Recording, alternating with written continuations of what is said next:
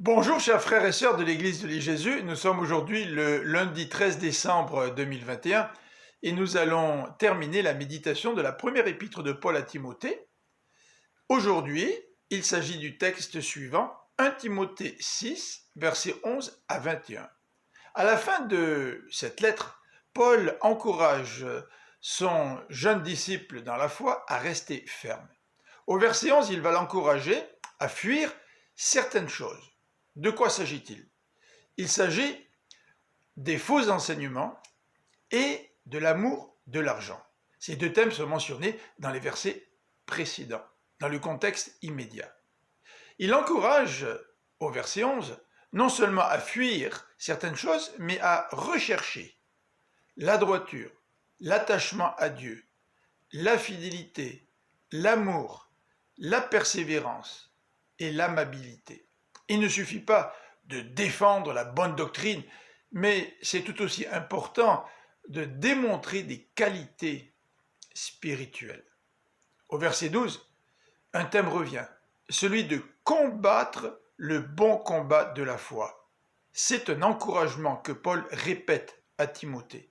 Il ajoute aussi « saisis la vie éternelle », à laquelle évidemment Timothée a été appelé. Au verset 13, son ton est très solennel, car Paul va utiliser l'expression suivante « Je t'adjure devant Dieu et Jésus-Christ ».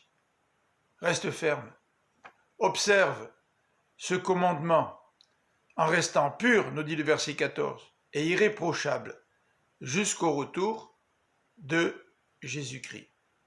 Dans le verset 14, la deuxième partie du verset 14, et dans le verset 15, nous retrouvons une prière de Paul qui concerne Jésus-Christ, qui est le Seigneur des Seigneurs.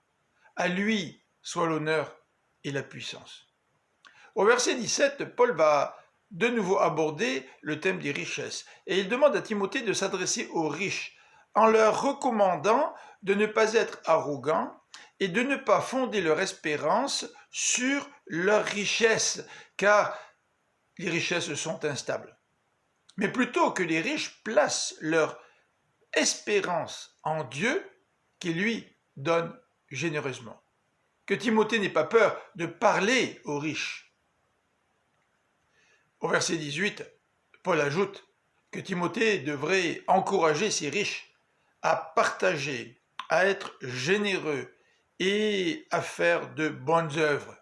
Car ainsi, selon le verset 19, ils obtiendront pour l'avenir un beau capital, un meilleur capital que le capital financier qu'ils pourraient accumuler.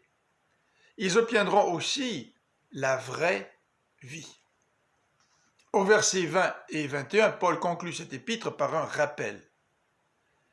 Garde intacte ta mission face aux faux enseignants, dit Paul à Timothée, et en particulier, reste attaché à la vérité. Voilà, j'espère que cet épître vous a encouragé, vous a fait du bien. Je vous donne rendez-vous demain pour méditer d'autres passages des Écritures. Que Dieu vous bénisse. À bientôt.